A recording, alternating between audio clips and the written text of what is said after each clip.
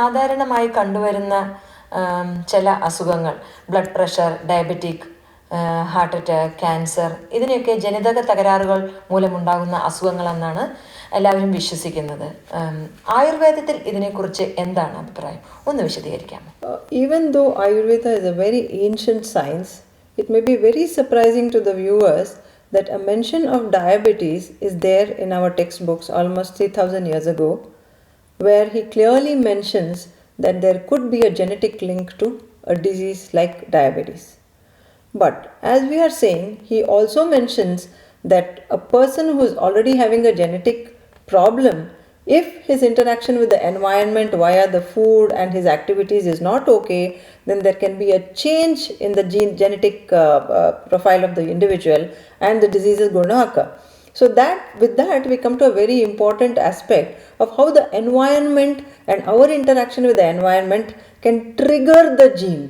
So as long as our lifestyle and our habits are good and we do not indulge in excesses in our activities and our food, then the disease need not come up.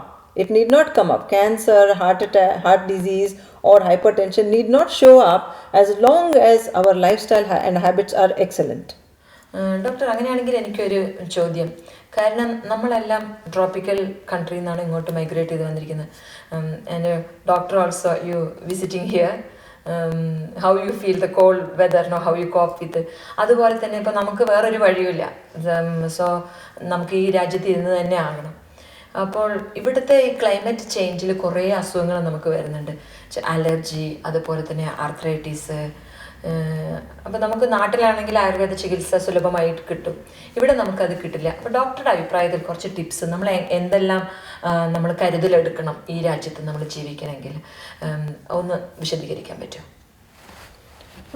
You have asked a very pertinent question, Shubha. You cannot leave the country and get back. And when you come to cold countries like this, your body has a certain intelligence which it is born in India. Every body has got its own intelligence which is governed by the geography and the culture of the place they are born at. So when you shift here, your body has a certain intelligence and you have to adapt to the food and other things of this country, the climate and food.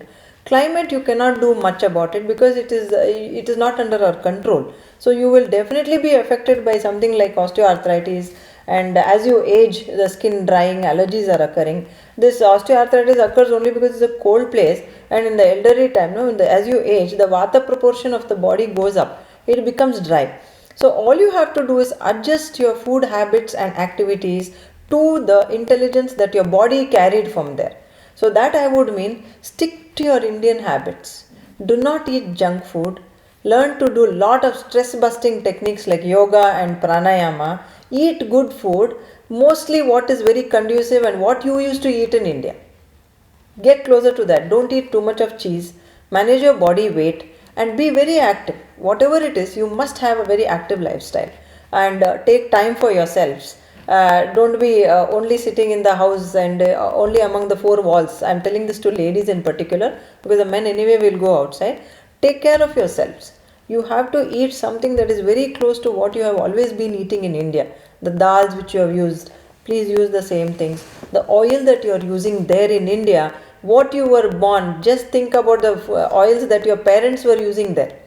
You can use those. You can use rice bran oil, you can use til oil. If you have come from the other side of India, you can use a mustard oil. Same things you please continue to use here. Do not change it drastically. Olive oil is good for a Mediterranean climate, but it may not suit an Indian climate because we are born eating groundnut oil and til oil, mustard oil. Whatever is grown in the region of your birth, that is the one that is going to adapt to your lifestyle very beautifully. So every cell is very intelligent in the human body. It will accept or reject whatever you are giving. So suddenly when you change over like that, you are bound to have allergies. So please see that whatever you are doing in your own country, continue with the same food habits and have an activity. Don't eat junk food. Don't buy too much of ready-made foods from outside.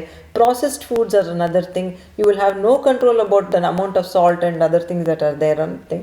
Even though you are intelligent enough to check the amount of sodium and fat and whatever, you are not a nutritionist at the end of the day. You will not know. You may go into excess some way. You will go and buy something with very low sodium but which has got very high magnesium, which it is right that you see and you're aware of the kind of food that you're eating, but stick to fresh vegetables and try eating meat minimum. That is good for any kind of lifestyle. As I was telling you, the trigger comes from outside for any genetic link. So when you come to a meat producing country where meat is available plenty in wherever you are right now, consuming too much of it because it is present is going against your body's intelligence. So when they are at loggerheads, your body's intelligence and what is available from outside, you are bound to fall sick. So I would also be very clear when I am telling, as you are aging a bit, 1 teaspoon of ghee in the night is not going to harm you much. Your cholesterol levels are not going to go very high. There is a big body of research which says even though the cholesterol is high, it's okay. You have to check something called high sensitivity C-reactive protein in your body. Even though the inflammation in your body has to be kept at a low. That is what the recent research is saying, because most heart attacks are not occurring with a high level of cholesterol. It's all happening when the CRP or the inflammation in the body is reaching high. For the inflammation to come down, you have to maintain an alkaline diet, which Ayurveda has very clearly mentioned. You get onto a vegetarian diet. Ayurveda is not against meat eating, but anything done in moderation is always good for the body. So don't change your food habits very, very drastically. Once you come to a new country, make time for yourself. Your body is a gift from God. You have to take very good care of it. വിദ്യാധനം സർവധനാൽ പ്രധാനം എന്ന് പറയുന്ന പോലെ തന്നെ ആരോഗ്യമാണ് ഏറ്റവും വലിയ സമ്പത്ത്. Health is wealth. അതിനെക്കുറിച്ച് നമ്മുടെ ലൈഫ് സ്റ്റൈൽ എങ്ങനെ നമ്മൾ കൊണ്ടുപോകണം, ദൈനംദിന ജീവിതത്തിൽ നമ്മൾ എന്തെല്ലാം കാര്യങ്ങൾ പാലിക്കണം, അതും വളരെ ചിട്ടയോടുകൂടെ വളരെ വിലയേറിയ നിർദ്ദേശങ്ങളാണ് ഡോക്ടർ രേണുക നമുക്ക് ഇവിടെ പ്രതിപാദിച്ചു തന്നത്. ഭാരത് ടിവിയുടെ പേരിൽ ഡോക്ടർ രേണുകയ്ക്ക് ഞാൻ പ്രത്യേകം നന്ദി പറയുന്നു.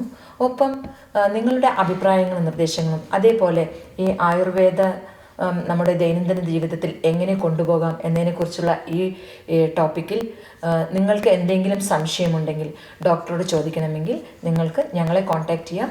ഭാരത് ടി വി melbourne@gmail.com. ഇത്രയും നേരം ഭാരത് ടി വിയിൽ ഡോക്ടർ രേണുക നിങ്ങളുടെ വിലയേറിയ സമയം അതുപോലെ തന്നെ വിലയേറിയ അറിവും ഞങ്ങൾക്ക് പകർന്നു തന്നതിന് ഭാരത് ടി വിയുടെ പേരിൽ ഞാൻ പ്രത്യേകം നന്ദി പറയുന്നു. Thank you doctor Renuka. Thank you, Bharat TV, for having given me an opportunity to come and address this beautiful Melbourne city. I'm very glad to have been here, and I hope I've been of help in at least small tips that I've given you. So all of you be very healthy and happy. Bharat T വിയിൽ മറ്റൊരു അതിഥിയുമായി കാണുന്നവരെ signing off ശുഭ.